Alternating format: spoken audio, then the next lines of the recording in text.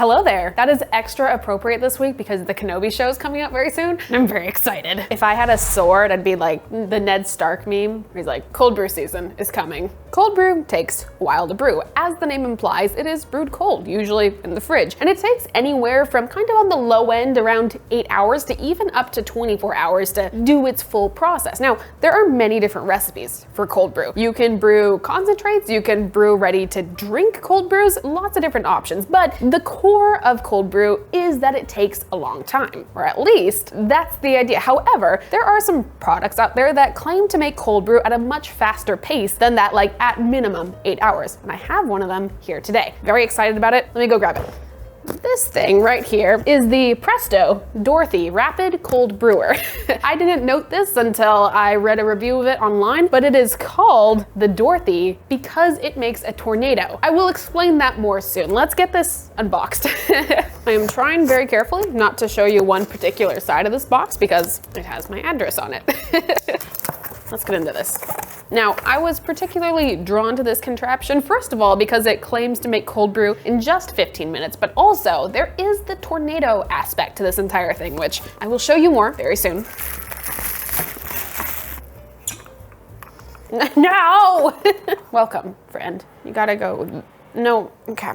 This right here is the Dorothy, and if you see this plunger and you also see this carafe, you might note that this looks very similar to a French press, and that is what I also noted when I found this listing. By the way, if you would like to check out the listing for this itself, it's about $50. I will link it down below. It's not an affiliate link, just for your own edification if you would like. Now I saw this, I clicked on it, and I happened to see the video that they included in the listing, and that's where things got really, really exciting. Now if you watch the marketing video, you'll see that they add water first, and then very, very quickly, you see that there is like this whirlpool effect that happens inside of it. Then they add their coffee, they let it spin and swirl and tornado itself for a while, and then at the end you have a cold brewed coffee. That was very exciting to me. The idea seems to be that with increased and very, very much increased agitation and swirling throughout the entire immersion brew, you will like increase extraction at a fast enough pace that you'll end up with something in about 15 minutes that is drinkable. I would like to find out if that is true. So today we will find out if we can make cold brew with this thing. I do have to read the instructions though, because while I think I know how this works, it doesn't hurt to read these as well. Okay, so I have read over the instructions. Seems pretty straightforward, but a couple of things to note. We will be adding this component here to the bottom of this. This right here is the spinning part that is in theory gonna initiate that whirlpool. And then we're gonna add our water. We will start the whirlpool. That's hard to say, whirlpool. We will then add our coffee. We will let it spin for about 15 minutes in total. And then similarly to a French press immersion brew, we will then add our plunger on top and slowly plunge down. Then we will be able to pour and enjoy our cold brewed coffee. There seems to be pretty strong suction on this plunger, which is a very good sign. The other thing is that it recommends 10 minutes for a flavorful lighter brew, which is roughly the equivalent to 12 hours of conventional cold brewing. And they recommend 20 minutes for a flavorful full strength brew, I can't speak today, which is equivalent of 16 hours of conventional cold brewing. So I think we will start at 15 minutes. We will see how that goes. That seems to be right in the middle of the two recommended times. Let's just get started. It doesn't really give any recipes, so we're just gonna use the power of our knowledge to work out a pretty standard cold brew recipe. This is a kind of a short extension cord. Well, actually, that works. I need a bigger container. I can't tell you how much this tickles me. This is awesome. Everything has been added, and now we're just supposed to give it 15 minutes. So I will see you back here in 15 minutes.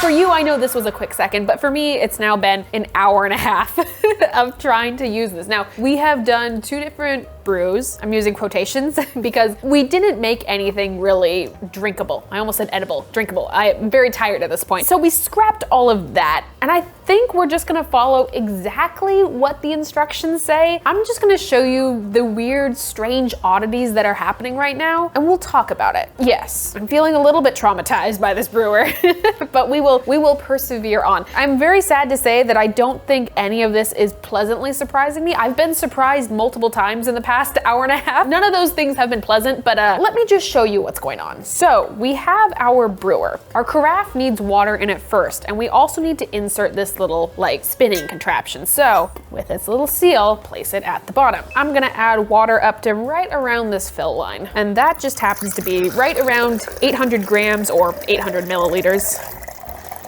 Great, everything is going well so far. Then, okay, I guess I lied. There is one part of this that really pleasantly surprised me. Then you place it on your little base here. It's all plugged in. And when you turn this little knob, you do in fact get a tornado. Now, when this happened the very first time, I was overjoyed. It's kind of loud. I was very pleasantly surprised. Lovely, it's doing what it's supposed to do. Awesome. Now things started to go south once we began to add ground coffee. Now the instructions in the booklet ask you to add a 2/3 cup of coarsely ground coffee. So I have ground our coffee for what I would usually do for cold brew. Let's measure out 2/3 cup just to find out approximately what proportion they are recommending for this brewer. 2/3 cup is approximately 70 grams, which remember, this is 800 grams in here. So this is like a 1 to 10 ratio, which is pretty large for cold brew, but we're just gonna go with it because suffice to say, I don't think we're gonna make anything drinkable at the end of this. So we'll follow instructions and I'll just show you all the interesting things that happen along the way. One is supposed to begin the vortex and then start adding their coffee, which I'll admit, this is very pretty, very satisfying. I'd like to remind everyone that this is a coarsely ground coffee, like one would do for cold brew or even maybe a French press. Now, in we go. All of our coffee is in, all approximately 70 grams of it. And now we're supposed to just let it swirl. Recommended instructions, again, was kind of ranging anywhere from 10 to 20 minutes. We did it at 15, it made water. So we're gonna let it run for the full 20 minutes now, and I will see you very soon. Quick thing, I will also mention that in our past 2 brews, we experimented with a couple different ratios. Now, we decided to do a more kind of like traditional cold brew concentrate ratio of like 4 to 1. So 4 parts water to 1 part coffee, which would approximately be, because it's 800 grams of water, about 200 grams of ground coffee. That is a lot of coffee to put into something like this. It didn't really work. So if you are someone in the comments, perhaps kindly suggesting that I add more coffee, you get into the scary overflow territory really quickly. So we are following their directions this time. We will see what happens. Our timer just went off, so this has been swirling for 20 minutes in total. So first things first, we stop the whirlpool. Let it just simmer and calm down for a second. And then the next step, of course, is to plunge this thing. And we, of course, have a plunger. It's built very similarly to what you would use in a French press, with the sole exception that it has this like hook thing at the bottom. At the very bottom in this little like spinning contraption down here, there's kind of a matching hook to this. The idea is that once you plunge this, it's very easy to pull all the grounds and the waste up for easy cleanup. So that's the only kind of notable thing on here. So now we come to plunging it. And this is where the true chaos begins. So remember, we are making cold brew. This is supposed to be some sort of like iced cold brew like coffee. Yeah, let's just get started. I will turn this slightly. I'm going to apply very minimal pressure. I'm gonna go very slowly here. Okay, so, oh gosh. Okay, we've made it to the bottom. I'm not gonna press much further. Let me show you what happened though. So there's like some issue with how this seals, interestingly enough, and it's not because of the top, because this is not sealed up here, plenty of room for air to pass through, but when you press even slightly, there is this bubbling that happens up the edges, and it results in coffee and stuff just pouring down the sides of this, and then not as much right now, but then collecting at the bottom here, so a bit messy. You may also notice the color we've got going on here and the muddiness of it. So let me get a clear glass so we can have a sip. Yay, I can't wait. Okay. That's looking pretty muddy to me. And it is to be expected that there will be some like silts and fines left over in your coffee. Like when you think about a French press, one of the chief complaints about it is that there's kind of like a chewiness to it. And that's because the filters that are included in these don't always get all the coffee particles pressed to the bottom. It leaves some like particles sitting in your coffee. Usually it's a little bit chewy, but it's not too much. However, this color that we have here indicates that there's far more than the acceptable amount of particles left in here. And in fact, I can even see some much larger, not even fines, but like normal pieces of coffee sitting on the top here. So let us have a taste. very chalky. It's very, very chalky. I will pass this through a filter just so we can potentially strain out some more of those fines. We'll taste that, and then let me give my final thoughts on this bad boy. I'm keeping a rag handy here at all times just to save me from any further mess.